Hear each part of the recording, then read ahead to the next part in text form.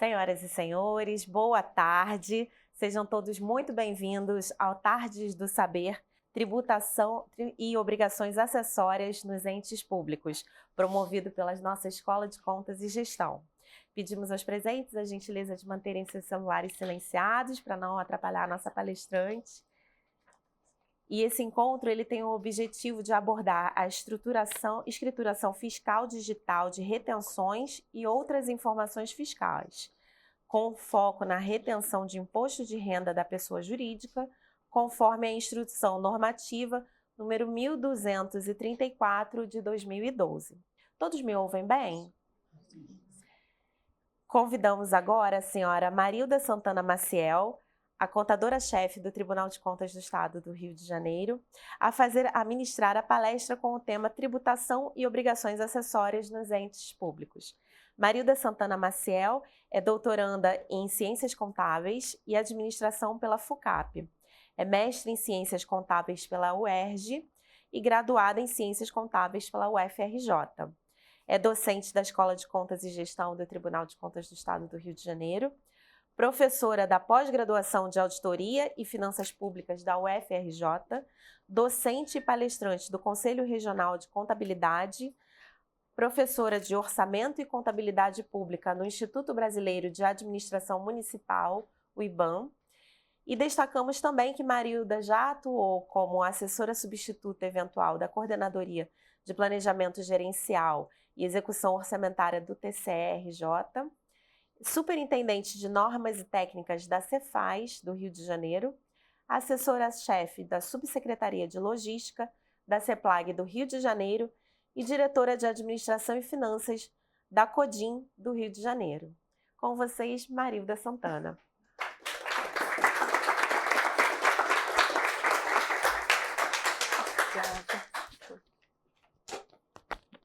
Boa tarde!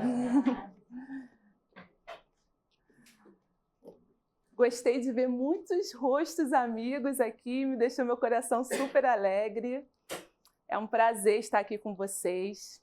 Essa tarde vai ser uma tarde de compartilhar.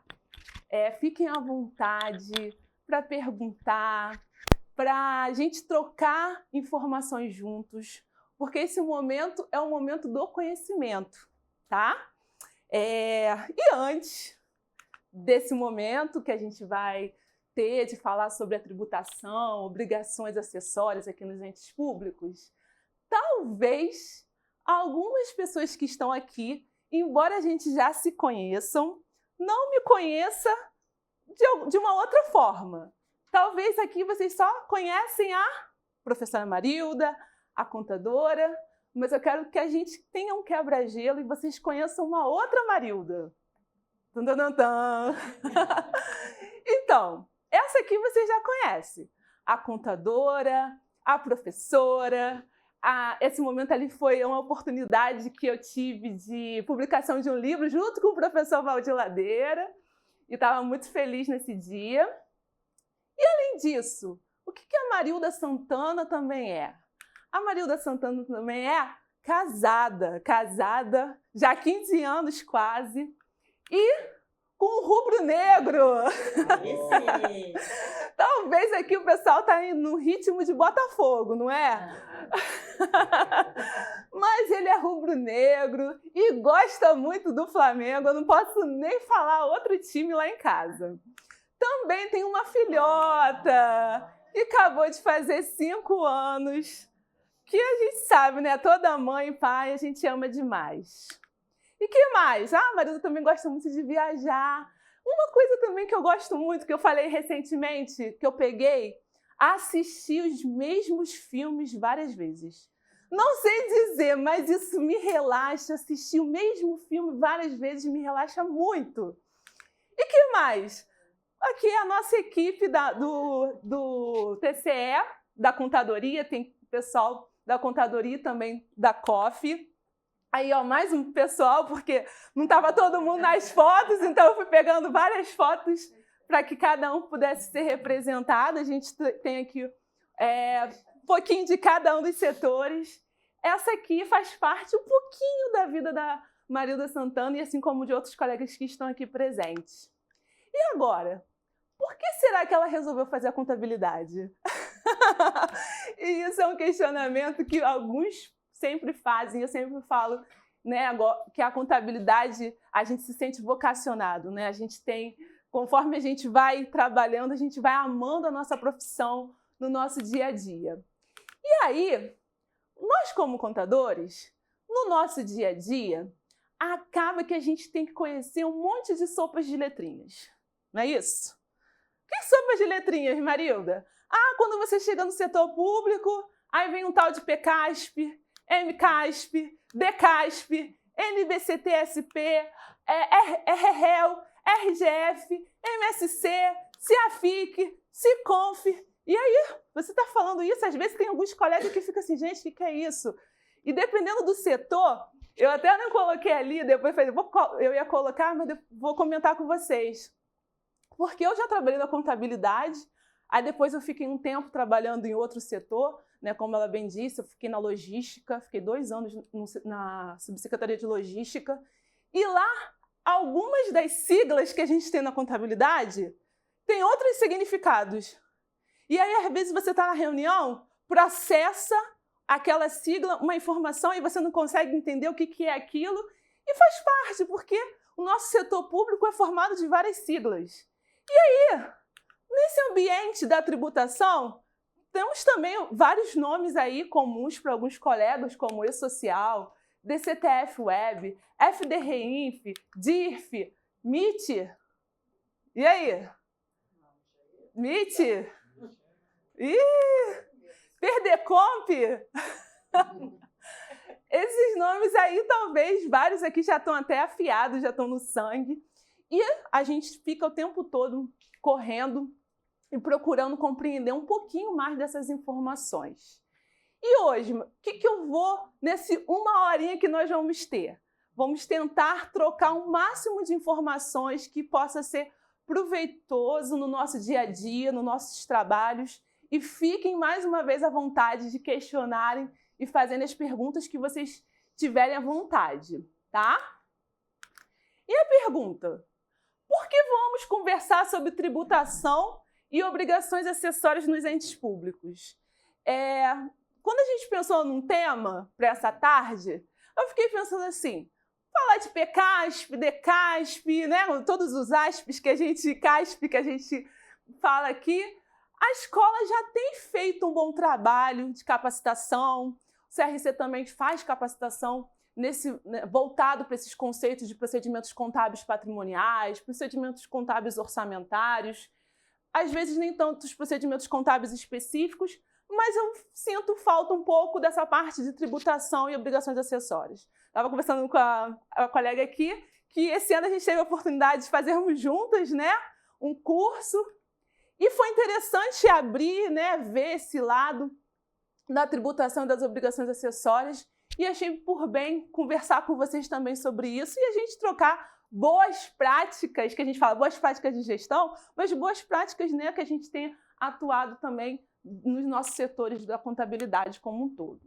Então, vocês nomeados aí, dentro dos órgãos de vocês, como contadores, e aí tem essa nobre missão de registrar as informações de maneira fidedignas, e tem desde prestações de contas para ser feita, demonstrações contábeis, e tem todo esse aspecto aí das liquidações, atestações, que a gente também precisa ter.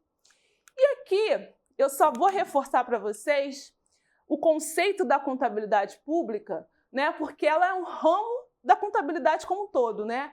Ela é o ramo da contabilidade governamental que a gente tem, né? O estudo da contabilidade governamental, que se dedica, como qualquer outra parte da contabilidade, ao quê? Ao patrimônio. O objeto principal da contabilidade é o patrimônio, e registrando atos, né, da fazenda pública, e assim como as suas variações do próprio patrimônio público, tá? E por que eu fiz isso? Porque toda a contabilidade, ela vai ter que ter uma forma de segregar essas informações. E aí, pensando nisso aqui, por isso que eu estou falando para a gente trocar experiências, nós fizemos esse ano a forma de separação em núcleos, né, dentro da contabilidade. É claro, gente, que sempre por um processo, não é uma ruptura, e sim um processo que a gente vai acontecendo aos poucos. Que é um processo de se pensar os relatórios que nós temos que fazer. Aqui, como a gente é um órgão autônomo, a gente também precisa fazer alguns relatórios fiscais. Então, a gente pensa nisso, né? Então, no núcleo voltado em relatórios. Um outro núcleo de liquidação da despesa, que aí todo mundo, não é isso? Na contabilidade, liquidação da despesa. Então, tudo, folha, indenizações, nomeações, contratações, diárias, tudo isso, né? Ou seja, uma gama de despesas que a gente precisa estar registrando. E a gente pensou, com cuidado também, pensar no aspecto tributário. Por quê? Porque a gente vê e a gente vem percebendo que o fisco ele também está preocupado com as informações no setor público. Por quê? Já vou adiantar um pouquinho, que quando a gente tem essa escrituração fiscal, quando a gente faz a nossa DCTF, a gente faz confissão de quê? De pagamento, né? Que a gente vai realizar aquele pagamento. Então, tudo isso vai ficando cada vez mais o quê? Integrado.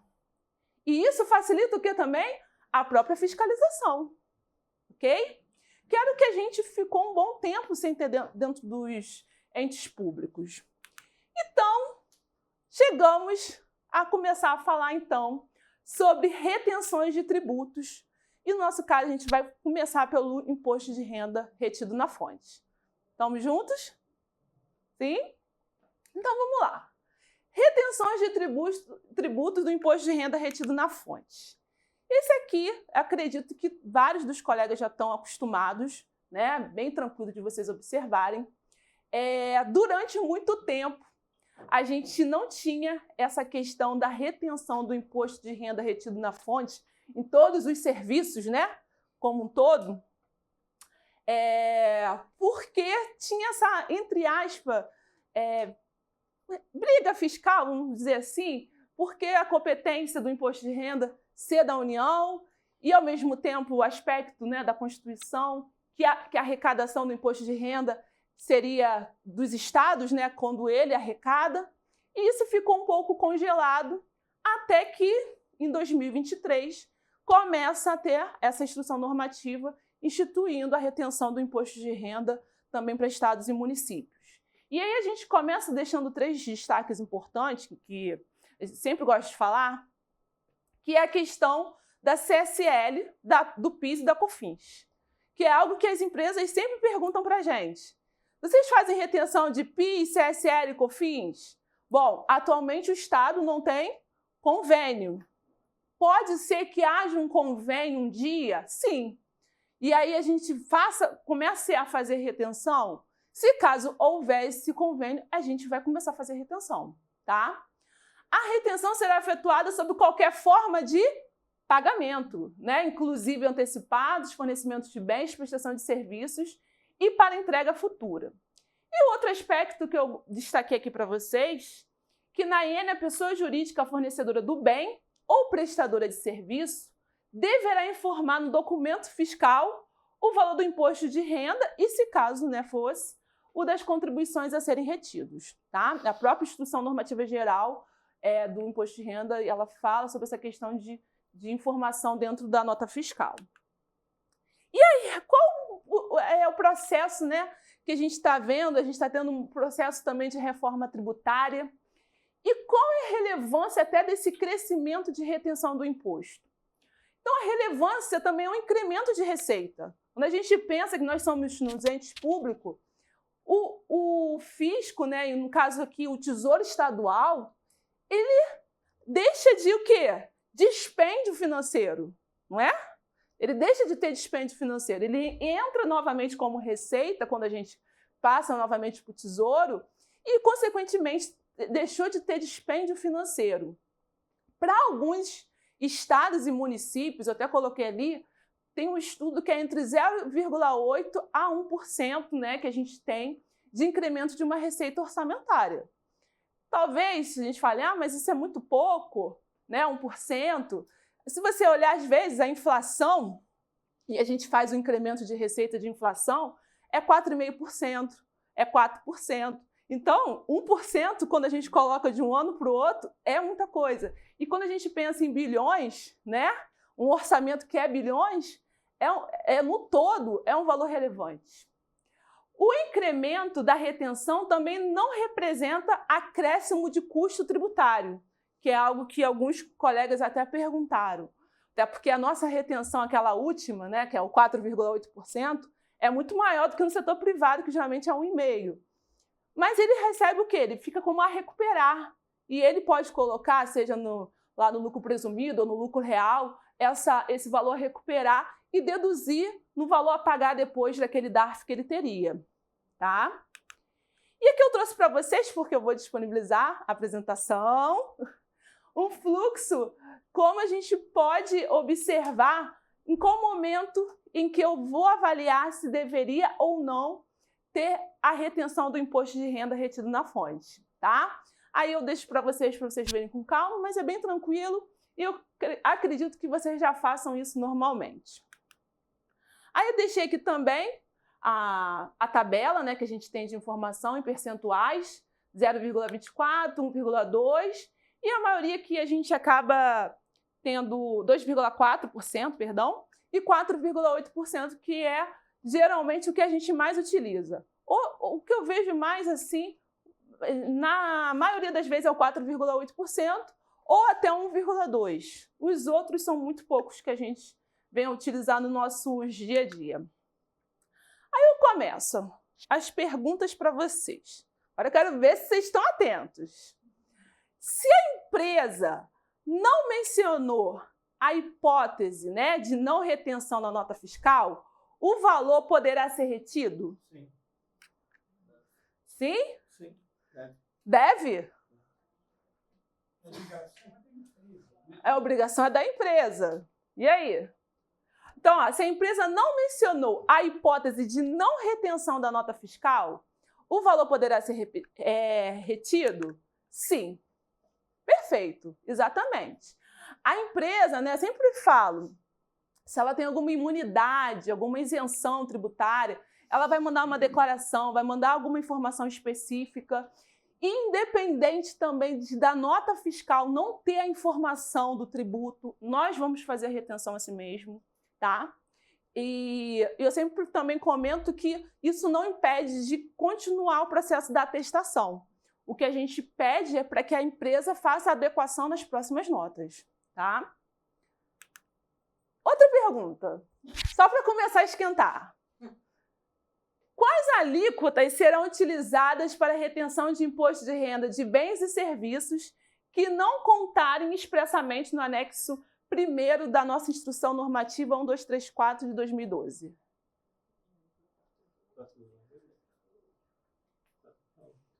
Ah. 4,8. Hã? Prestação de serviço, 4,8. 1,2 aí, gente. É só para saber se vocês estão afiados. Show? É isso mesmo. É claro que a gente sempre vai observar, né, outros aspectos, mas isso aqui é importante, que são os principais alíquotas que nós utilizamos no processo de retenção. Outro. Como é realizada a retenção de imposto de renda nos pagamentos com código de barra?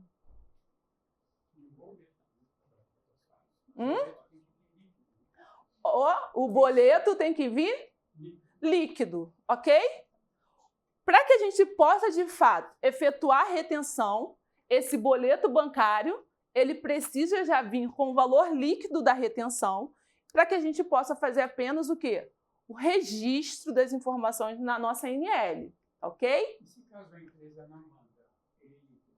Então, e aí, o que nós iremos fazer? Devolver o processo. Devolver o processo. Devolver o processo. Temos outras sugestões? E aí, o que vocês sugerem? Claro.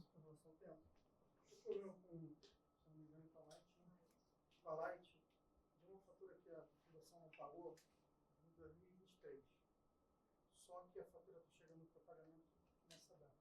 Nós já deveríamos aplicar 1, 2, 3, 4. Como proceder? Visto a fundação não pagou à época. Uhum. Estamos pagando somente agora. Sim.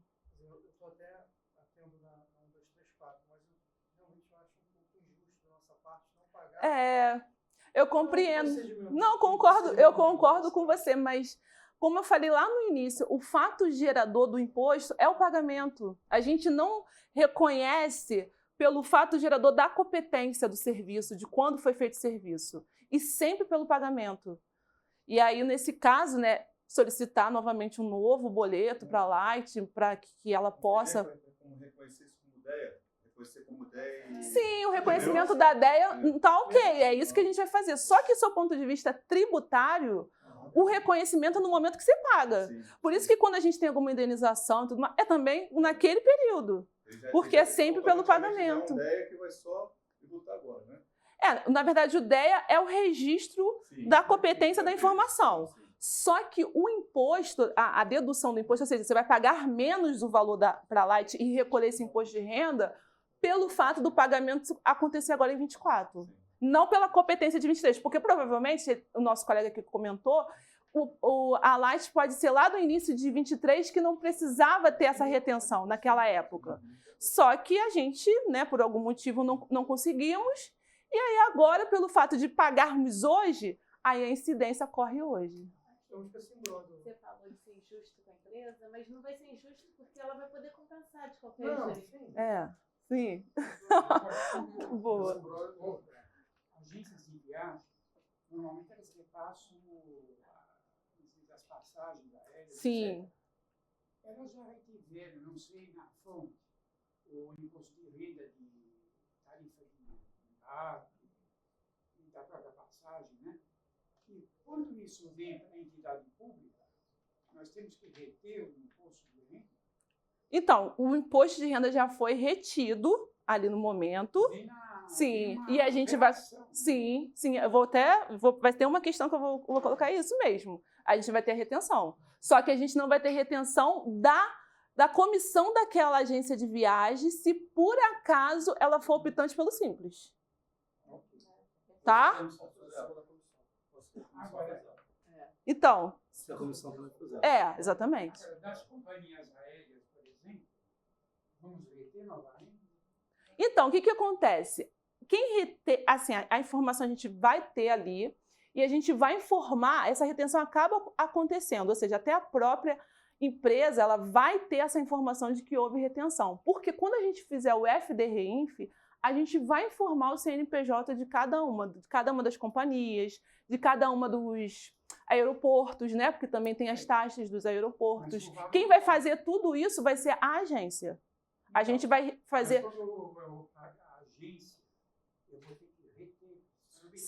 Sim, vai ter que subtrair dela. Mesmo ela informando, ela manda uma... Exatamente, ela vai mostrar a listagem e ela que vai, na hora de pagar essas empresas, ela vai diminuir o valor. Ela vai ser uma intermediadora, que nós chamamos. Então, desse valor que eu vou pagar para a agência, eu já retiro... Isso, exatamente. Mas em nome do CNPJ... Do CNPJ de cada uma. Ela tem que passar para a gente a relação de cada companhia aérea e de cada aeroporto, de acordo com os percentuais, e aí a gente faz aqui a gente já até solicita dessa forma. A gente vai fazer a retenção do valor. No caso aqui, a nossa agência de viagem é optante pelo Simples, né? Então, a gente não retém sobre o valor da comissão que ela... Exatamente. Agora, isso também reflete para postos de gasolina, então. Sim, também. As empresas de cartão, por exemplo, que você abastece, Sim. elas mandam redação também, né? Exatamente. E a gente vai fazer o CNPJ de cada posto. Tanto, ainda vou falar, já vou até adiantar, tanto no FDReinf, como a gente fez esse ano na DIRF. Que a gente ainda fez esse ano na DIRF. Nós temos, falando para os gasolinas, nós temos de retenção R$30 ao todo. E às vezes vem 40 postos. E aí tem posto com um centavo. Sim. Eu não estou fazendo dessa maneira. Então, mas eu acho que isso é uma questão que, assim, vou falar para você, não tem como eu definir aqui, até porque. Mas isso é algo que internamente, sempre falando com o ordenador de despesa, porque ele precisa também estar ciente, da questão da materialidade, do custo processual, compreende? Porque, assim, independente, né, a gente fala, teria que ter a retenção de cada um dos postos. Eu prefiro reter do cartão e depois formar ele. Você fazer uma retenção do valor total, de falar em cada um deles? O nota fiscal diz lá, 12 mil e tanto de fatura, R$30 de imposto de renda na fonte. Eu tenho no CNPJ do cartão. Essa é tão pequena que são 40, 30 postos. O problema é porque quando a gente retém, eu compreendo, mas quando a gente retém... E na DIF eu responderia para eles, botaria dele. Mas aí não vai bater uma informação com a outra. Vai ficar descasada. O que você colocou na FDRIF, você botou um CNPJ e depois você está colocando na DIF outra informação. Só que, por exemplo, essa que você está botando, que é o do cartão, não foi o que teve a retenção. Os CNPJs foram outros. Eu estou entendendo o seu problema de custo processual.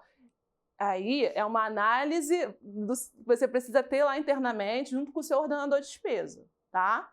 Mas o aspecto é você abrir CNPJ por CNPJ, porque são pessoas jurídicas distintas. Você está querendo colocar tudo numa pessoa jurídica só. Eu entendo essa questão da materialidade que você está comentando. Aí eu ainda vou falar para uma outra coisa.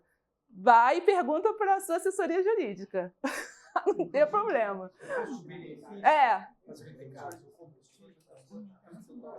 Sim. Até para a própria instituição como um todo. Então, mas eu sempre falo, vai se assegurar para depois não dar problema. Pergunta para a sua assessoria jurídica.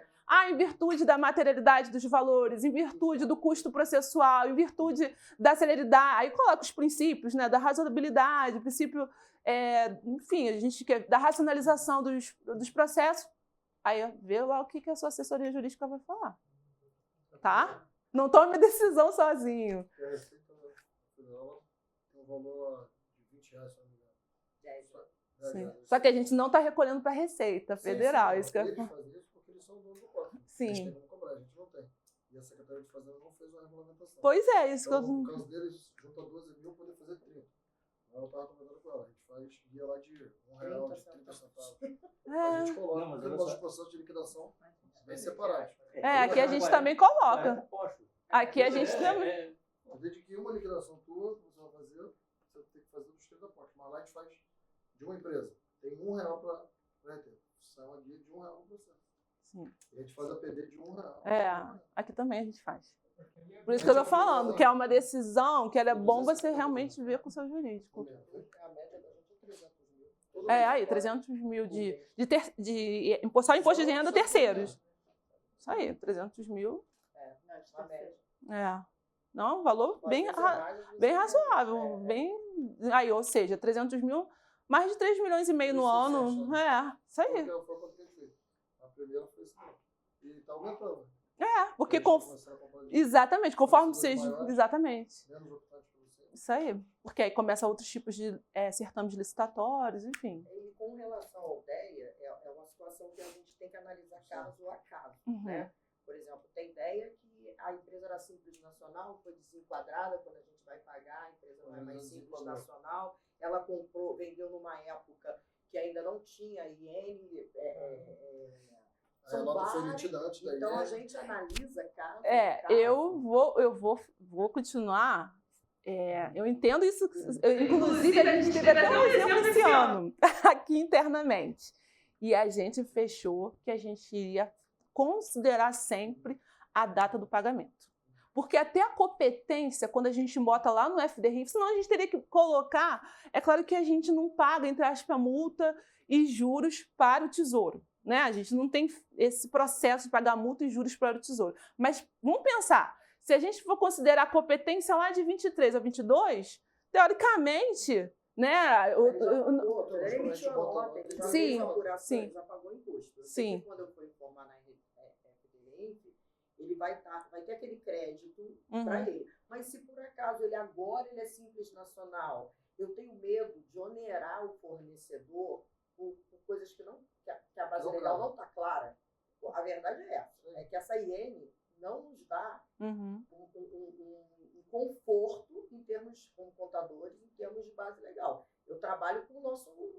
A gente vai lá, discute e define, como vocês definiram o fazer, a gente está fazendo assim, mas eu não tenho conforto de base legal para estar, tipo assim, ó, tô te retendo porque... Tipo assim, a gente tem nota técnica... Mas, por exemplo... Mas, por exemplo, a própria Iene fala, que até coloquei lá, não ia passar muito, ela fala que o fato gerador do imposto de renda é o pagamento. Isso está muito claro. Do pagamento que eu vou pesquisar se é do simples ou não. Isso, exatamente. É exatamente isso. Não, se naquele momento, ó, a nota, é bem difícil isso acontecer, mas vamos dizer, ele não era optante pelo simples. Demoramos a pagar. Agora, a gente não sempre atualiza as certidões na hora de colocar no processo? A mesma coisa. Olhei, é optante pelo simples? Não tem retenção nenhuma. Ah, mas ele antes não era. Agora ele está optante pelo simples. É mais difícil, que é o contrário, exatamente. Um exemplo que a gente teve aqui recentemente, né? Eu coloquei esse exemplo. Colocou lá.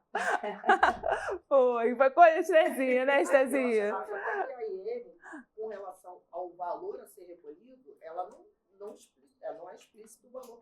A nós é que definimos que como a gente está recolhendo para o cofre do Estado, mesmo sendo abaixo de R$10, a gente vai recolher. Exatamente.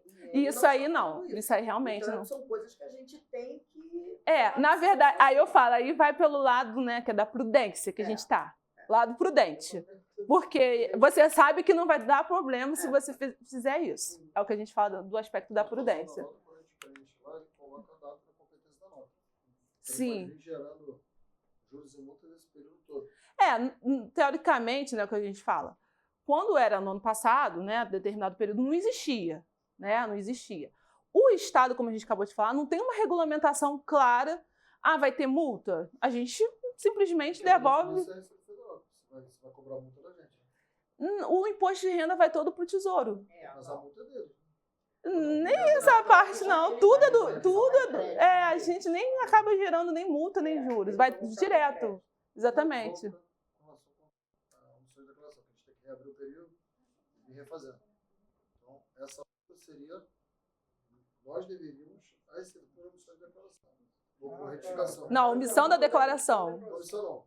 Cada vez que a gente abrir, da iniciativa privada, porque eles equipararam, nivelaram a iniciativa privada para o setor público. Sim. Cada vez que a gente reabre lá, a gente paga lá uma multa, como se ele for omissão de declaração para reabrir. Não, a gente vai gerar o dano. Estou fazendo um comparativo. Se a gente fizer o FDM, cada vez que a gente abre o período, a gente estaria sujeito à multa. Eles não estão cobrando. Não estão cobrando pra gente. Mas, isso. digamos que daqui um tempo...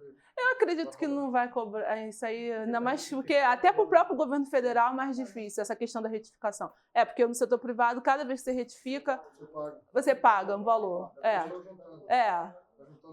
Isso. Mas isso a gente realmente... A gente faz... Até porque, o que aconteceu? Durante muito tempo também no setor privado, vou falar aí que 2007, que eu fiquei 5 anos no escritório, até 2012, a gente também não pagava multa. Até para o próprio setor público começar a compreender essa questão das obrigações acessórias, a gente não pagava. Tanto é que é o que a gente falava. Não sei se quem trabalhou no escritório, a gente falava o seguinte: não tem a informação. O que a gente fazia? Fazia a preenchida, preenchia os dados cadastrais da empresa e enviava. Enviava às vezes sem valor nenhum, mas você enviava porque enviava no prazo. Aí depois que a gente procurava o valor, procurava a informação com o cliente e tudo mais. Mas agora já estão voltando se mandar zerar. Não, então por isso que avançamos, né? Eu falei em 2007, que eu me recordo, tá? Aqui, ó o que a gente está conversando. Cabe a retenção do imposto de renda no caso de pagamento à agência de viagens optante pelo Simples Nacional? Aí é que a gente falou, depende. Vamos lá, do que eu falei. Caso a agência cobre comissão, sobre o valor da comissão, não haverá retenção do imposto de renda. No entanto, sobre o valor dos serviços prestados pelas empresas rodoviárias, companhias aéreas, por exemplo, deverá haver retenção e não é claro que os prestadores de serviço também sejam optantes pelo Simples Nacional, que a gente estava acabando de conversar, tá? E a outra, que vocês já começaram a falar, que é o que a gente ia lembrar, vamos imaginar a seguinte situação hipotética. Determinada empresa emitiu a nota fiscal em março de X1, quando era optante pelo Simples. durante a sua análise para atestação da nota fiscal, percebeu que ela está desenquadrada. Após contato, a empresa alegou que não é devida retenção, pois no período da emissão da nota fiscal, a empresa era optante pelo Simples Nacional. Isso aconteceu em caso real com a gente. E o que você deve fazer? Né? Isso aí. Aí a gente falou, deverá recolher o imposto de renda, pois o fato gerador é um pagamento. E isso aconteceu com a gente, a empresa reclamou e falou que aí a contabilidade lá deles também falaram que não deveria, enfim, aí a gente falou que ia reter sim, porque o fato gerador é o pagamento, independente de qual foi o período da emissão da nota fiscal, tá? E aí vamos para a parte de retenção de tributos do INSS, para a gente avançar aqui e ir para as obrigações acessórias. Então, de retenção, vocês já bem conhecem, né, que é a retenção de 11%. Geralmente é para a cessão de mão de obra ou para empreitada, né, serviços de empreitada. A gente tem muitos aqui no setor público, né, geralmente serviço de limpeza, vigilância, zeladoria, conservação. Coloquei aqui só para vocês terem as informações e destacando aqui alguns aspectos. Primeiro aspecto é essa questão da construção civil e dos serviços de natureza rural, que geralmente são empreitadas. Mas se caso for como cessão de mão de obra, é o mesmo procedimento, 11%. Embora também como empreitada a gente também coloca 11%, mas sempre destacando. A mesma coisa aqui nos casos de empreitada, aqui a gente não tem isso, mas, por exemplo, por metro quadrado que você contrata o serviço de limpeza. Né? Alguns órgãos contratam dessa forma. Mesma coisa na parte de vigilância, segurança. No mesmo procedimento, a gente também tem essa questão dos 11% que, às vezes, acabam migrando, né? Essa parte de cessão de mão de obra e empreitada. Coloquei aqui para vocês terem como informação. E aí, o que eu quero conversar aqui com vocês, só para a gente reforçar? Então, como calcular a retenção de INSS na seguinte situação? O valor do contrato é 1.000, sendo 700 a título de mão de obra e 400 a título... E aí? Era para ser 300, né? É 300. Vamos ver. Não sei, vamos ver aqui. E a título de material assim especificado. E aí, gente? É 300. Ali saiu 400 errado. O valor dos materiais é 300. A gente faz a base de cálculo de 1.000 menos 300 e chegamos à retenção de 77. Então, o valor líquido, né? Não estou considerando o imposto aqui por enquanto, do imposto de renda, tá? 923. Aí, o que eu destaquei aqui? No caso do valor dos materiais, o que a gente não pode deixar de ter no processo, o quê? Uma planilha à parte informando os materiais, tá? Porque a empresa pode falar, mas cadê a descrição desses materiais e os valores do lado? Para que a gente possa conferir com a nota fiscal. Isso aí. Perfeito. Se não tiver, a gente coloca o valor de 1.000. Direto. E aqui, eu só trouxe para vocês para a gente voltar também ao aspecto da desoneração da folha, né? Eu não sei quem viveu essa novela esse ano, da desoneração da folha. Então, tinha a hora que vinha a medida cautelar, segunda medida cautelar, e aí, numa hora, a gente não sabia se estava retendo 3,5%, ou se ia reter, voltar para 11%. E agora a gente retornou para o aspecto dos 3,5%. Eu sempre falo que esse momento foi um momento difícil para a gente como um todo, principalmente quem tem contratações com desoneração da folha, porque estava uma época que a gente ficou um prazo ali sem nenhum esclarecimento né, do próprio ali, que foi a medida cautelar do próprio STF falando alguma coisa, a gente não tinha informação da própria Receita Federal falando qual era o procedimento a ser feito, e tinha que ser com a nossa interpretação, porque também tinha os prazos a serem a pagar nesse caso, e o que a gente ficava preocupado ali, principalmente que a gente obedece aqui à ordem cronológica, porque são serviços voltados para pessoas, né, que precisam, né, ou seja, de terceirização, então é importante também que esses serviços sejam pagos em dias. Então, foi algo que a gente se preocupou muito aqui internamente. Aí eu coloquei para vocês, né, você lembra das medidas cautelares que ocorreram esse ano? E aí, em setembro, finalmente, eles promulgaram, né, a nossa lei aqui, a 14.973, realmente prevendo a desoneração, permitindo que a gente continuasse ainda por um período a retenção de 3,5%. E aí vamos pelo menos dar eu falo assim, uma segurança jurídica para a gente. E aí vamos aguardar aí os próximos passos que possam acontecer. Vamos agora para obrigações acessórias, né? Para a gente avançar aqui. Obrigações acessórias nos entes públicos. E agora a gente chega naquela parte que a gente ficou um tempinho sem conversar, tentando ver onde que a gente está pisando agora nesse ambiente da Receita Federal. Todo mundo aqui faz regularmente FDR-INF? Regularmente FDR-INF, ok? DCTF, né? DCTF Web. Esse ano todos fizeram a DIRF, de envio. Foi bem interessante, porque muita gente estava falando, a DIRF vai acabar, a DIRF não vai existir. Quem lembra disso? A DIRF não vai ter mais. E aí eu fui num congresso de contabilidade, que foi em setembro, aí teve um grupo da Receita Federal falando por que a DIRF teve esse ano. Aí por que a DIRF teve esse ano? Janeiro, agosto, né? E foi implantado só de setembro a outubro.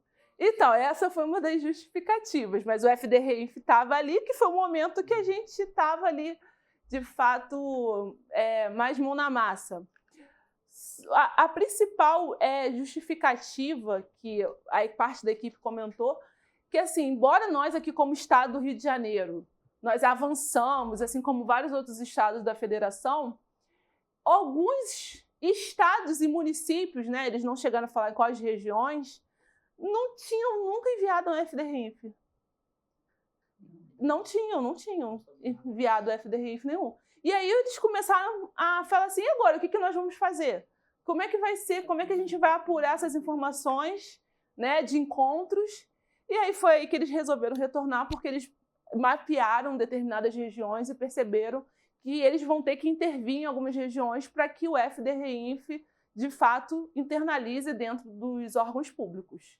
Então, por isso que a gente ainda vai ter a DIRF também esse ano, de 2025, né? Isso foi uma das justificativas para a gente ter ainda. E a gente pensa assim, nossa, nós somos aqui Estado, né? A gente tem as nossas dificuldades, às vezes a gente não tem o suporte que a gente entende que deveria ter. Imagina, né, determinadas regiões do nosso país, prefeituras muito pequenas, que elas têm menos recursos ainda para que possam, de fato, assegurar essas informações, tá? Essa parte aqui, a gente vou colocar mais para cá, vamos aqui, obrigações acessórias. Então, eu até me recordo também essa fase aí de 2007, 2008, a CEFIP era uma declaração que a gente fazia muito, né? Tinha até a Sem Movimento, a gente fazia, eu me lembro muito de autônomos, que também a gente colocava, enfim.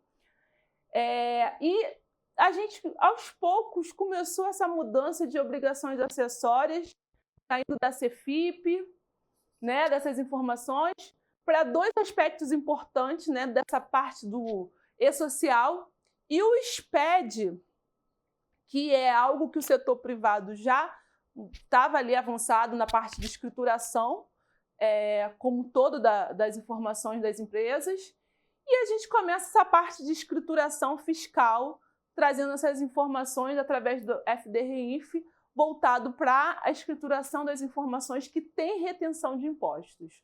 Então, a gente começa essa mudança aqui, né, de ali 22, que a gente começa com isso, e efetivamente a gente vai ter esse impacto a partir de 23 com a retenção do imposto de renda e do o imposto de renda retido na fonte para os estados e municípios.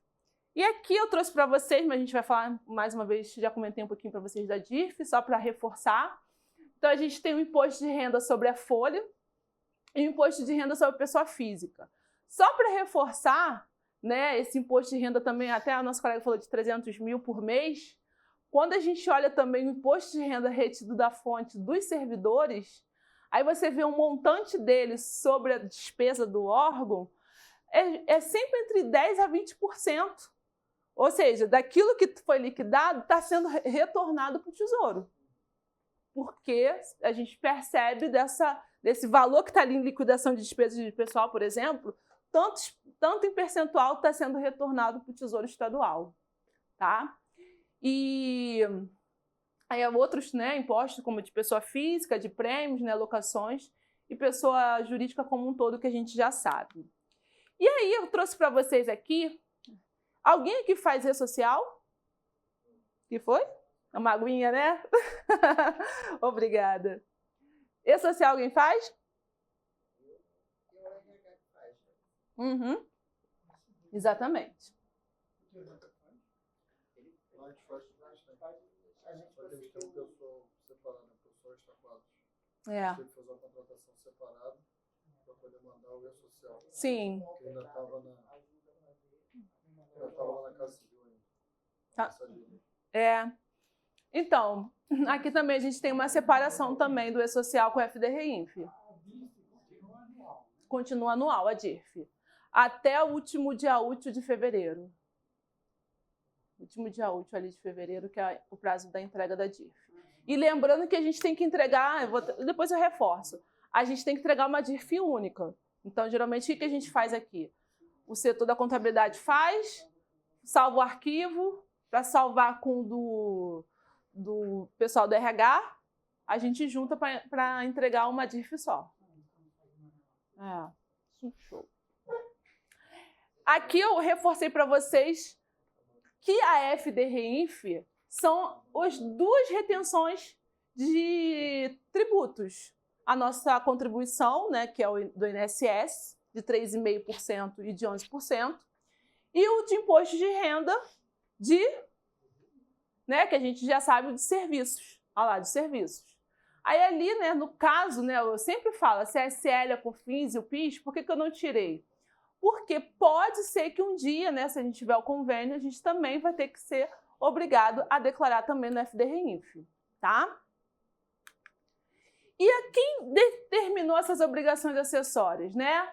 Então, isso já tem há um bom tempo, desde 2017, ela foi atualizada, né, agora em 2021.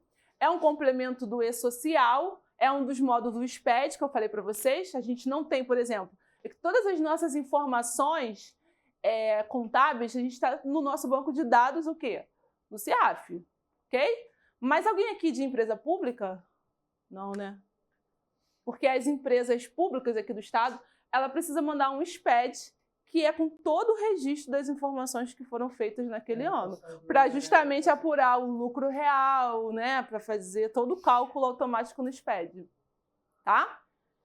Substituiu a GFIP, né? Substituiu a GFIP, né? Que a gente tinha comentado, e obrigatória para o setor público desde agosto de 2022, tá? Informações a serem enviadas, retenções tributárias e previdenciárias, origem não trabalhista, realizadas pela administração pública. Isso aí vocês já estão craques, né? Aqui, eu sempre acho interessante trazer essa informação para vocês, que aí eu quero saber o que vocês fazem aí nos órgãos de vocês. O que a própria Secretaria do Tesouro Nacional, trouxe essa figura da Secretaria do Tesouro Nacional, ela apontou num curso que ela falou assim: como é que a gente vai enviar o FDRINF? O contribuinte gera um arquivo no seu próprio sistema, que é o XMLS, né, essa versão, assina digitalmente, né, e transmite isso, né, para a Receita, para o FDRINF. Como vocês têm feito essa parte de transmissão do FDRINF nos órgãos? Direto pelo ECAC, tudo bem. Mas como é que vocês têm feito essa integração? Qual o sistema que vocês têm utilizado?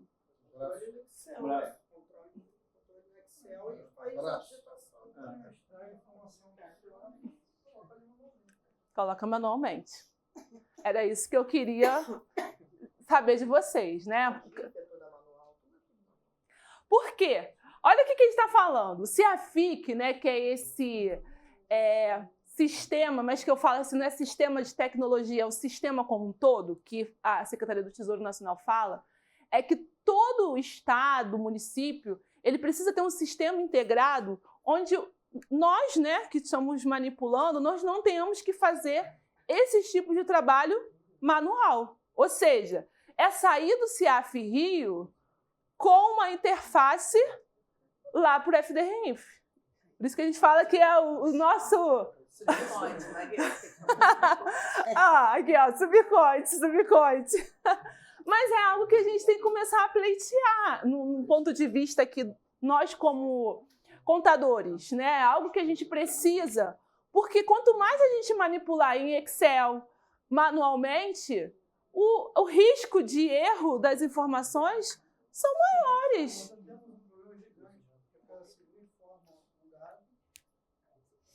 Aí a Folha tem um outro dado, anteriormente a Cefip vinha com uma outra informação.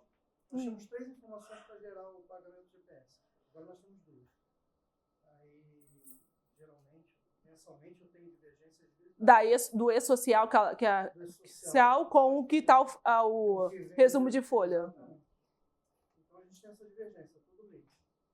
O correto, no meu entendimento, seríamos considerar o que é gerado no E-Social. Só que a divergência é tão grande de valor, que vai gerar um débito tão grandioso para o Estado, que a gente está optando em pagar pela folha de pagamento, pelo relatório da folha, na fundação. Tá, mas é só porque... O que acontece? O Em torno de 100 mil por mês, de diferença da guia, Não, mas que é gerada pelo social e a guia que é gerada pelo... Mas o E-Social é 100 mil a mais ou a menos? Mas... Está tendo isso lá É. também. E a orientação Isso é que eu mensalmente. tive, a orientação que eu tive da Casa Civil foi pago maior. Mas o Exatamente. E-Social Não, mas- e gera a diferença no Mas CICAL. mudou para maior. Não, no meu caso está menor. Não. O social já é menor. Não, menor. Não, mãe. Aí você paga o E-Social, gera um CICAL. que é Isso, diferente. é. Isso aí. Que você teria que pagar o maior. Não, eu estou pagando menor. Não, sim. Só Ah. que eu Ah. não gero guia pelo DCPF Web. Eu gero uma guia. Ah, então, igual ele falou. Ah, não. Valor maior. É. Que eu fiz a consulta à Casa Civil, Uhum. para justamente saber qual seria o procedimento, porque, no meu entendimento, nós deveríamos seguir as instruções que constam no social. E ali que a informação está aparecendo. Mas algum tipo de dado que ela não está informando para não estar fazendo... Esse é o problema. Eu acho que todos estão É. E ainda teve mais. Mas até os valores parecidos também? É. Não, a minha diferença deu de 30 mil reais, mais ou menos. Mas depende da folha. Não, porque eu queria saber se de repente é um... Mas a minha ainda teve mais. Na Casa Civil jogaram o salário maternidade para descontar do retido dos servidores. Aí tive que mudar. Deu um trabalho. Mas E aí tem 2 guias. No Sim. caso, o mandato faz pelo E-Social e gera diferença no CICAL.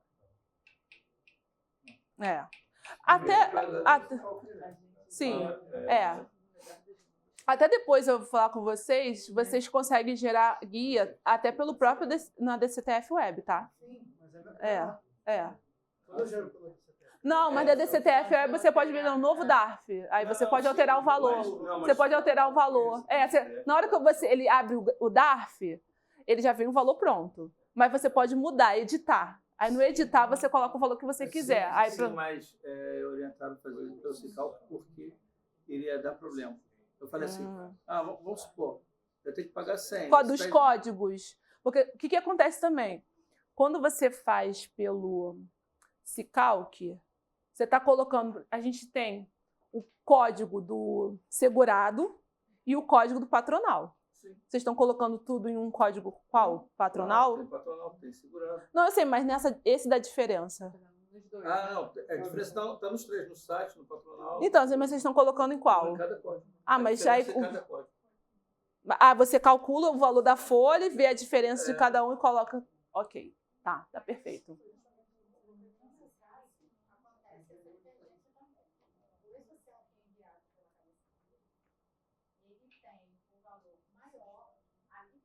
Se aplicam lá, né, a base, é maior do que a que vem na minha folha. E aí, assim, a gente paga a folha e ainda tem que pagar a diferença do que está na DCTF Web. E além disso, ainda vem um terceiro código, além da patronal do segurado, que é a alíquota RAC. Isso, é 1%. Essa aí não vem na folha de pagamento pra gente, no arquivo da folha. A gente tira só pelo E-Social, lá pelo ICMS. Tem sempre essa diferença. É porque na hora de calcular o patronal, ele tinha que estar colocando junto.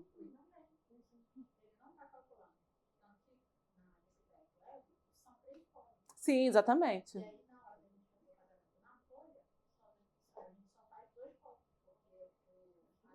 É o resumo lá no final, ele não coloca nenhum... Tá, o que eu sempre sugiro para vocês, até para vocês se resguardarem, faz um SEI, né? Faz um SEI lá, manda lá direto pro pessoal da Casa Civil e explica o que está acontecendo e deixa registrado. Até para que qualquer tipo de procedimento que vocês estão realizando, vocês depois tenham como falar. Por que vocês fizeram de tal forma A ou B? Porque o procedimento orientado foi esse, né? Isso que ela está falando que está faltando, não é aquele 1,20 avos, não que ela que deveria calcular, não é ela que deveria calcular, né? 1,20 avos? Não me recordo. É aquele valor pequeno, quando segura. Então, mas não está descrito? Por isso estou falando. Não está descrito dentro dele. Teria que olhar o resumo da folha para eu ver. Porque eu não sei como é que está agora o resumo da folha da Casa Civil. Porque a gente tem outro resumo de folha. Hã? Quando atualizou o E-Social, gerou um débito junto à Receita. Aí nós fomos no fiscal, que geramos os abusos, todos os pagamentos com os códigos direitinho, e a Receita até hoje não identificou. Entramos em contato com o movimento online, né? Nós temos que fazer o SISTAD para atualizar os débitos. Nem a própria Receita Federal identificou os pagamentos. Caramba! Elencar pagamento a pagamento, a gente começou até com essa dificuldade. Tem operacional de fazer isso. A gente viu porque gerou uma diferença de determinados meses. Alguns me deram crédito, eu não sei como aproveitá-los. E alguns outros me deram débitos que foram pagos, mas a Receita não identifica. Então, ela tirar a certidão, depois construir e a gente está falando. E aí, na hora, por exemplo, e o planejamento? Quando a gente manda para vocês vocês não recebem? Porque geralmente o planejamento manda uma mensagem quando aparece lá no conta corrente. Não manda para vocês?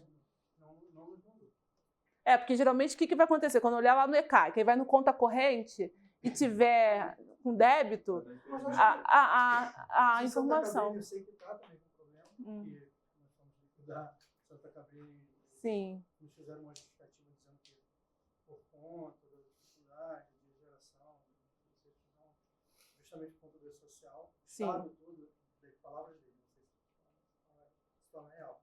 E aí nós tivemos que dar prosseguimento mesmo para a declaração.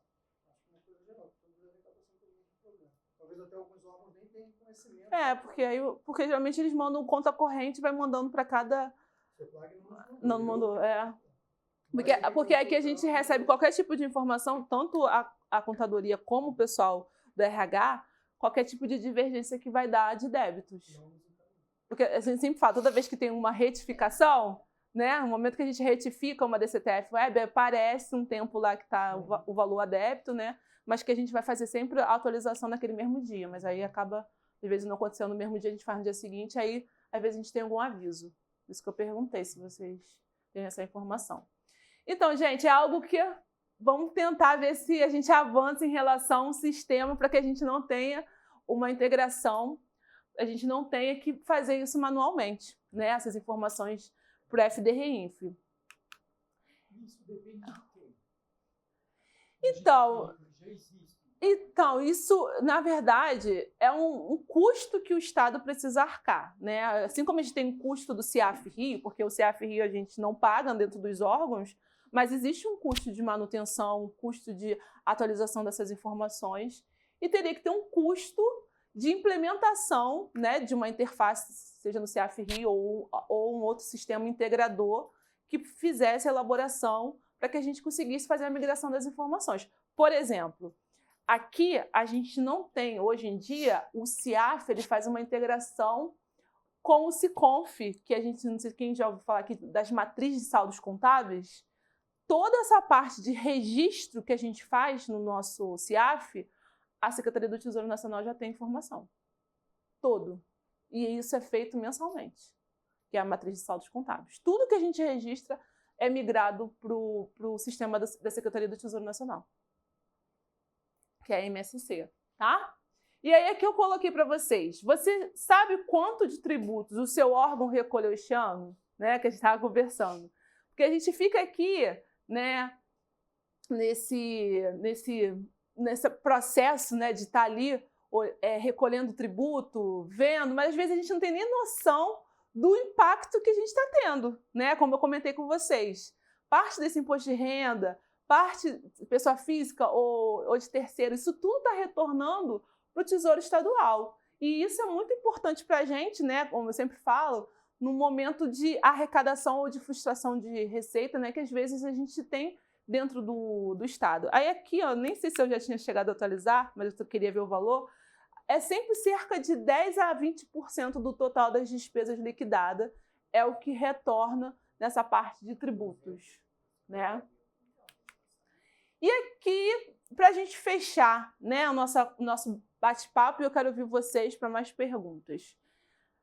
As obrigações acessórias que a gente tem atualmente, né, que eu comentei com vocês, da DCTF-Web, o FDRINF, o E-Social, nós temos prazos específicos para enviar. O E-Social, que a gente geralmente é o pessoal do RH, o FDRINF, que é o nosso, é dia 15 de cada mês que a gente faz a entrega, né, para a Receita Federal. A DCTF-Web, eu sempre falo que ela é a confissão desse pagamento, não é isso que a gente fala? É uma confissão daquilo que eu tenho a pagar, por isso que o DARF está lá, né? O DARF ele é apurado ali. E dia 20 é do mês, que é o que a gente faz esse DARF, ok? E aí agora, né? 2024 é o que a gente está vivendo. E o que a gente teve agora no finalzinho? 2237, a IN 2237, de 4 de dezembro de 24, ou seja, hoje é dia 10, é isso? Então tem menos de uma semana, né, que a gente teve essa publicação, a Instrução Normativa da Receita. O que ela veio trazer para a gente? Veio falar que o prazo de envio, né, da nossa DCTF-Web ficou agora o quê? 25. Aí todo mundo, oba, maravilha! Não é?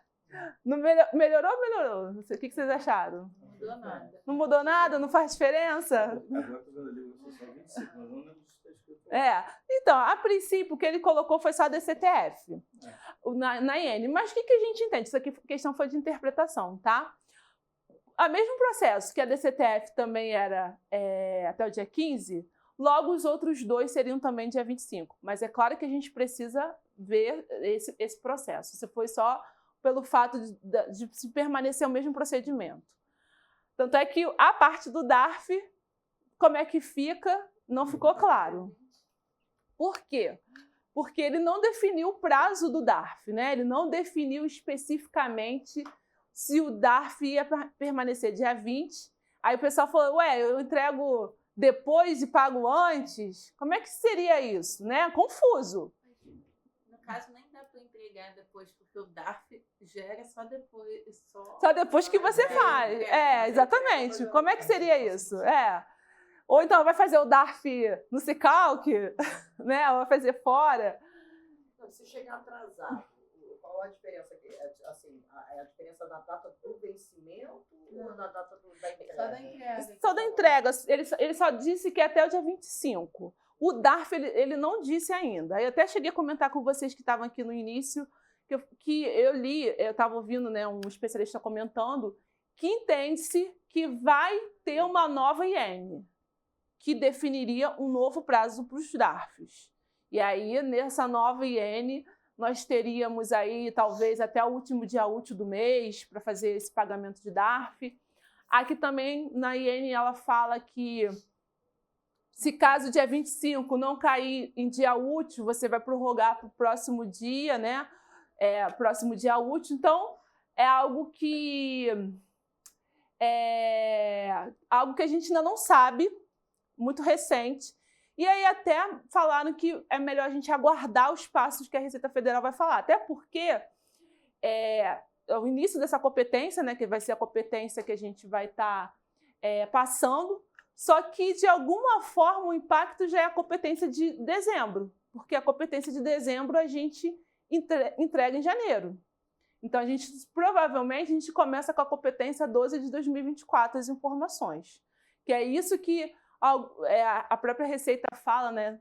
Que os impactos que tiver em 2024, que seria a competência final, teria também para que a gente já observar no início do ano, tá? E aí, eu trouxe para vocês também, só para a gente conversar, porque vocês podem ver também lá na IN, e perguntar assim, e esse módulo de inclusão de tributos? Está lá na IN também. Tá, tem um capítulo que fala. E também vai informar também para a DCTF Web. Vou falar, por enquanto eu vou falar para vocês, calma, em relação a essa questão que estão chamando de MIT. Por quê? Parece que seriam para outros tipos de tributos que não entrariam nos tributos que a gente já faz para o FDRINF, tá? São tributos específicos que ficaram meio precisando de um detalhamento melhor. E aí ele faria esse fechamento de módulos integradores do DCTF Web, tá? Sendo o E-Social para a parte previdenciária, a parte de retenção a gente ficaria na FDRINF, e o MIT, esses demais tributos aí que estão soltos e que a Receita Federal está querendo que, principalmente o setor privado, venha estar colocando essas informações também, tá? Então, isso, se eu não me engano, ele não vai ter já direto ação agora em janeiro, sim a partir de fevereiro. A competência de janeiro, mas para ser informada em fevereiro. Então, muita coisa vai acontecer ainda em relação a isso, mas eu resolvi trazer para vocês porque está na IN. Aí você fala assim, o que é esse MIT? Como é que a gente já fez esse MIT? Calma que isso também é algo que a própria instrução a IN fala que vai ter uma regulamentação para falar melhor sobre isso. Tá certo? Foi? E aí, gente? Vocês querem fazer mais alguma pergunta?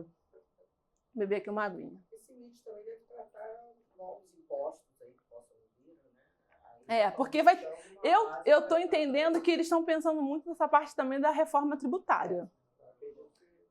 Eles precisam agora. E agora, esses impostos todos, como é que vão ficar?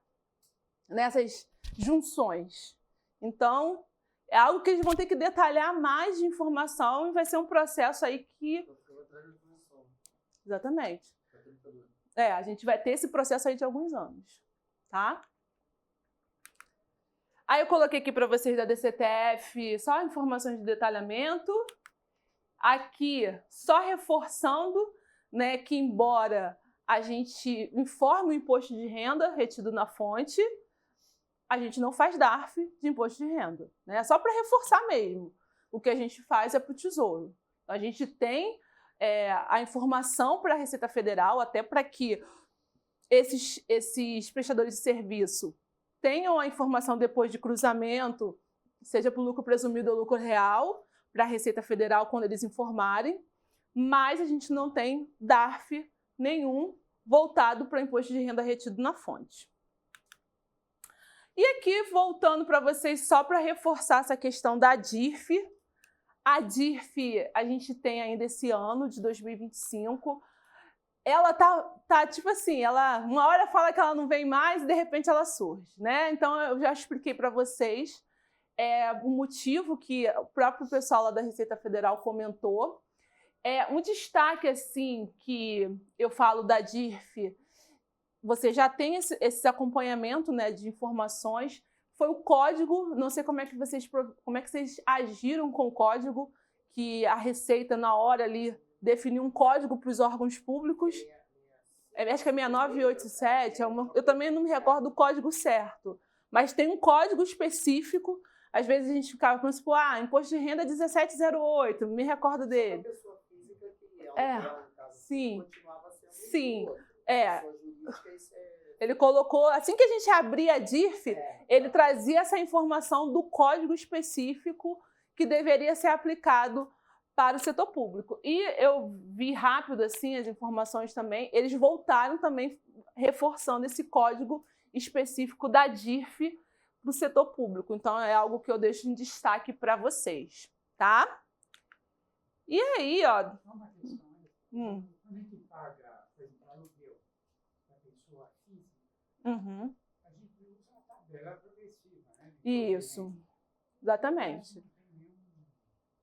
Não, toda vez que a gente paga para pessoa física, é a tabela progressiva do imposto de renda.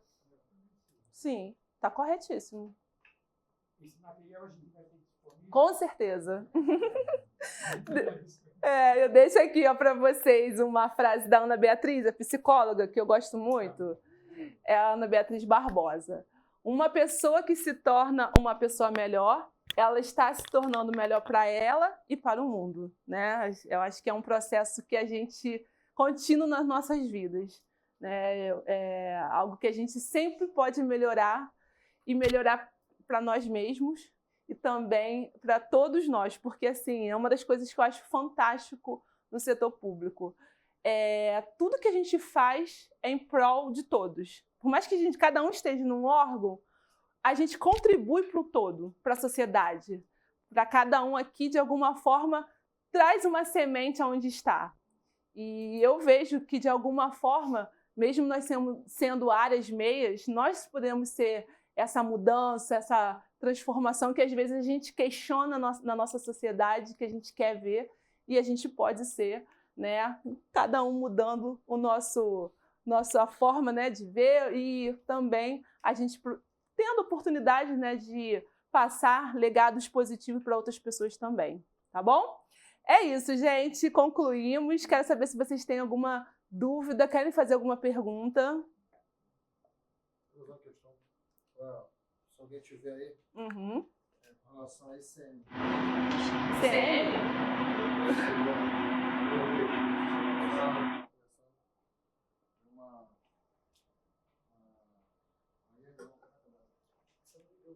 Uma portaria de 2016, que fornece para o Estado, ele não paga o ICM e tudo mais. Aí, como a gente não tem convênio, obviamente não nos debruçamos sobre o tema. E aí eu segurei um pouquinho. E aí vieram 2 questionamentos. Um com relação a isso, né, de quem está fornecendo para o Estado, ele faz uma compensação na nota, né? Não é o tema, mas serve aí, de repente, a pessoa quiser trazer, pesquisar, quando tiver um outro encontro desse, ou quem está lá no Rede Ponte, poder trazer, eu não levei lá ainda. E aí ele tem a gente não fazer essa retenção, a nota dele do ICM vem zerada. E aí levantou uma outra questão também, porque vendo concorrente, né? Na verdade, foi na parte da licitação, foi isso? Como é que ele já emitiu a nota, e o ICM dele veio zerado. Mas aí você que fez esse questionamento. Fornecer para o Estado. Foi um cenário com relação a ele se antecipar, porque deu a diferença no valor que estava lá no valor unitário. Ainda estou estudando. Mas eu vou aproveitar que eu vou estar lá, a gente vai falar sobre impostos. Sim. Se não cruzar essa questão, levantar, porque mais gente pensando Sim. que pode trazer. E foi levantada uma outra questão também, por exemplo, de fornecedores de outros estados. Ele não deve ICM lá. Mas quando ele fornece para cá, parte do ICM fica no estado. Foi o que ele levantou. Eu conversei com a amiga fiscal, ficou ali. Então, o que eu me recordo, assim, eu vou falar para você o que eu me recordo, mas também não vou te dizer toda a veracidade nisso. Ele vai ter essa diferença, que é o DIFAL, que é chamado. Isso aí. Mas ele que vai emitir no setor fiscal dele. A gente não... Sim, mas, por exemplo, E vai recolher o DARJ. Se ele tem uma isenção lá no estado dele, ele é de Goiás, fornece para Então, aí ele vai fazer o DIFAL daqui. Aí ele vai fazer a diferença. 60% dele lá, o estado não quis recolher, mas 40% ele deve para a gente. E aí, mas a gente tem que cobrar esse valor? Então, a gente tem função de fiscalização? Então, essa parte... Fazenda tem que fazer? Eu entendo que... Aí eu vou falar. Estou aqui falando como não vou dizer como uma opinião em relação a Cefaz, né? Porque aí já tem outro aspecto. Mas ele é igual um setor privado. O setor privado, quando tem a parte do ICMS, ele é responsável por fazer esse DIFAL, né? Ele que está... Sim. Ele tá... A gente cobrar esse DIFAL dele. Ó, você pagou o ICM aqui do meu estado? Você vai fazer um certidão pra gente, acho que no caso, exatamente, as certidões. Esse ainda vai chegar. Mas eu acho que isso Já vai ficar, chegou, mas eu acho que isso é o do ficaria ICM. mais como fiscalização mesmo, Entendeu? porque aí não é só ele não, a fiscalização não é só para a gente. Ele vai fiscalizar, vamos supor, a Cefaz fiscalizaria todos, não só para quem prestou para o ente público, mas tudo que ele prestou aqui no estado do Rio de Janeiro, Sim. né? Mas se Porque ele vier, por exemplo, numa licitação específica, né, ele vai fornecer esse material para determinado órgão. Ele não está acostumado a vender para cá. Ele veio para vender para esse órgão. Se foram questões que foram levantadas, né, eu tô desde sexta-feira vou nessa te dar pegada. um outro bizu. Primeiro, essas dúvidas todas levantadas, primeiro, para você ganhar tempo, manda para o jurídico. O jurídico. Manda para o jurídico. Primeiro, porque você, pelo menos, você está correndo atrás. Aí se o jurídico dizer... Acredito que todos aqui têm o mesmo eu sei. Eu sei. Pode parecer grandão e no final inconclusivo. Inconclusivo. No final não vamos ter questões técnicas. Mas é bom que pelo menos você tem um respaldo de que você tentou uma consulta. Não, mas eu não considerei o jurídico do órgão lá, infelizmente. Não tivesse de forma alguma os colegas que trabalham lá. Mas é porque eles ficam muito presos só a questão legal mesmo, letra de lei. De contrato. De contrato e tudo não mais. a parte tributária. A gente deve fazer uma consulta assim, está formulando, mas mais para fazer. Uhum. Tanto que eu não levantei lá no grupo do Rede Fonte. Isso foi quinta-feira. Mas aí, e também assim, o impacto, né, que aí é realmente um impacto também dessa análise precisa ser feito. É um trabalho realmente de se refletir, não tem... porque a gente não está acostumado. Uhum. Realmente, ICM é algo... E quando a gente chegou com essa regulamentação, né, uma portaria. Uhum. 971. Foi o próprio fornecedor. Sim, porque ele sabia que a gente ia travar a nota dele por causa do zero. da situação que ele fez na nota. Sim. Em relação aos valores de produtos. Sim. A forma que ele conseguiu participar das licitações. Aí, por isso que ele conseguiu um valor mais baixo, porque não estava pagando imposto. Provavelmente. Ele já sabia esse ponto. Pra gente não travar lá. Aí eu falei, não, calma aí, vamos estudar. Tá, agora eu tô entendendo o contexto. Entendeu? E ele não prestou serviço ainda? Ou já entregou a mercadoria? Já já? chegou. A gente já... Tá vendo? Por mim, igual lá, não fez a retenção. Vou reter. Beleza. Só que aí para ele não judicializar, nada disso. Mas aí você faria o próprio DIFAL dele? Não. É dele não. Mas é tá. Ou pagaria menos para ele fazer o DIFAL? Tinha um fiozinho da merda ali, né? Ele só falou que tem um fiozinho. Quando a gente puxou, eu falei, não, peraí, mas tem mais coisa aí. Aí tem outros fornecedores que são de fora do estado. Aí foi uma coisa foi puxando a outra. Uma coisa foi puxando a outra, puxando a outra. Então a gente tem que ver isso ainda também. Sim. Aí nesse período, a Ana falou, vai ter um negócio de muito lá. Terça-feira. Sim. Eu tô dentro. Boa. Vamos falar sobre ICM. Alegria ali. Isso foi na quinta-feira. Não, rápido. Um dia. Mas aí ele fala que a gente teria... É ele. Exatamente. Uhum. Fazer o DART pra gente.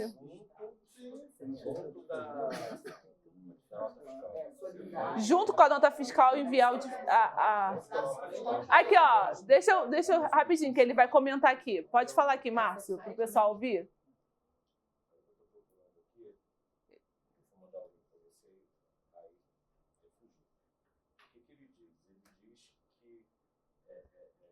Quando ele é fora do estado, ele tem que pagar o diferencial de alíquota e enviar junto do transporte da mercadoria. Isso na 971, né? A 971 é bem curtinha. Emenda constitucional 87. Está no site da Fazenda, aqui do estado. Eu mandei para ela. Tá, obrigada. Você consegue mandar para eles aqui. Eu sabia que Ele fala do pagamento.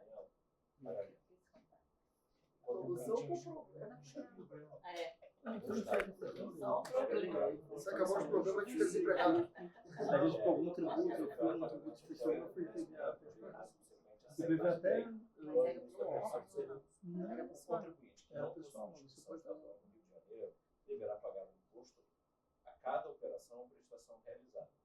até o momento da saída da mercadoria do estabelecimento do remetente ou do início da prestação de serviço de transporte.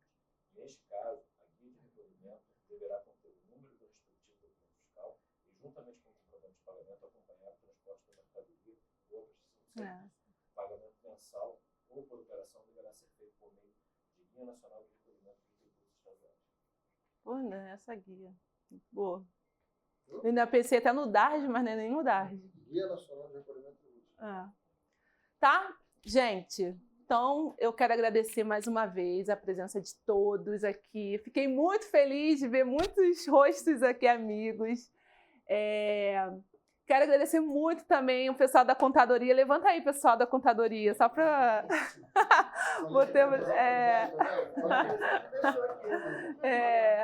Muito feliz de eles... Aqui, ó, gente, é tudo nosso, a gente faz tudo junto. É muito bom a gente ter, assim, eu falo, colegas servidores comprometidos, né? E a gente, é o que eu mostrei para vocês no início, faz com que o nosso ambiente, né, seja um ambiente que a gente fica feliz de vir aqui trabalhar, né? Então, por favor, agradeço a todos. Muito obrigada. Pode sentar. Obrigada, viu, gente? Obrigada. Quero agradecer também, assim, vou aqui fazer os últimos agradecimentos. Eu quero agradecer, assim, embora o secretário-geral de administração não esteja aqui presente, mas eu agradeço muito também, falei com ele antes de vir para cá.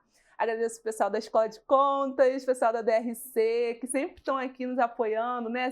Tudo que a gente está tendo nesse momento é porque tem um grupo, né, de servidores que estão ali trabalhando, sempre aqui tentando fazer o melhor com excelência. Agradeço muito, viu? E é isso.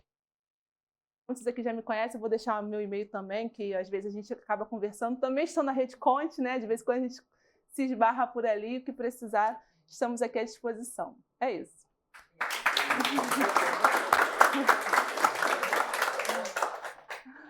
Muito obrigada, Marilda, muito obrigada por essa palestra enriquecedora. E agora nós queremos convidar o servidor Márcio José de Oliveira Azevedo, da Contadoria Geral, para fazer a entrega do certificado para você. Que lindo! Obrigada. Obrigada. Vamos tirar uma foto? Vamos tirar uma foto aqui.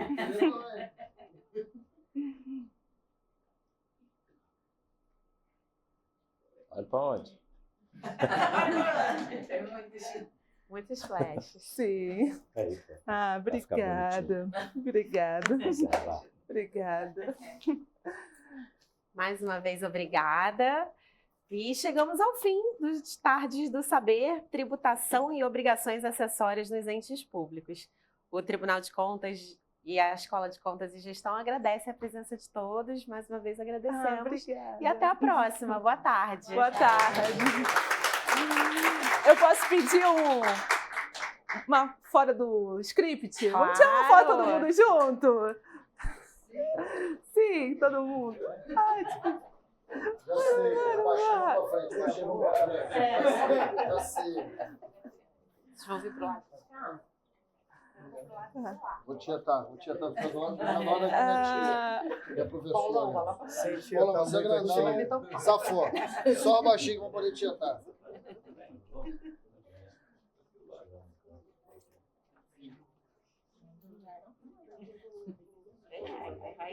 Em raio. Vamos abaixar aqui. Vai dar? Vem, Tenório, vem. Eu vou fazer assim. Abaixa não, Ana. Peraí, garoto. 1, 2, 3 e já. Sorriu. Eu te tampei, não.